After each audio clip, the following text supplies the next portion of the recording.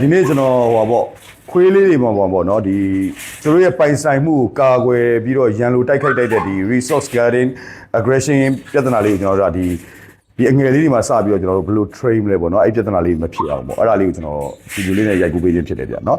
ဒီအမှန်တော့ကလေးတွေကိုလေကျွန်တော် train တဲ့အခါမှာလေ၄ဘက်ကနေ၈ဘက်ပေါ့2လကနေ4လအတွင်းမှာဒါ training ဟိုပါပေါ့ဒီ obedience ကို behavior ဘိုင်းလေးတွေကိုကျွန်တော်တို့ကြိုက်တဲ့ပုံစံလေးတွေပေါ့ဘောင်ထဲကိုဝင်အောင်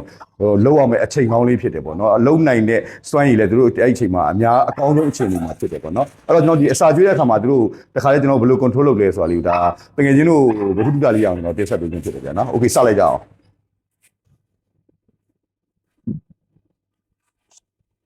back 6 no ဒီကလေးကတော့လေနာမည်ကတော့လီယိုအသက်ကတော့3လပဲရှိသေးတယ်ဗျအစားအယမ်းမဲ့တယ်ပေါ့နော်အဲ့တော့အဲ့လိုအခြေအနေမျိုးကိုကျွန်တော်တို့ကဒီ full အစားနဲ့ပတ်သက်လို့ဒီပေါ့သူ့အစားကိုကင်ရန်ပြန်ပြီးကြိုက်တာမျိုးတွေမဖြစ်အောင်ဒါကျွန်တော်ဒီအရွယ်ကနေက train ထားတာပို့ပြီးတော့အကောင်းဆုံးအခြေအနေပေါ့ဗျာနော် stay no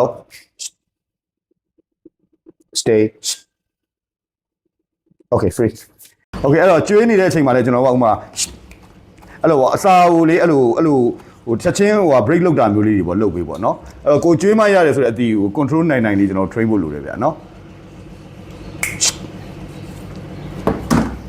free စ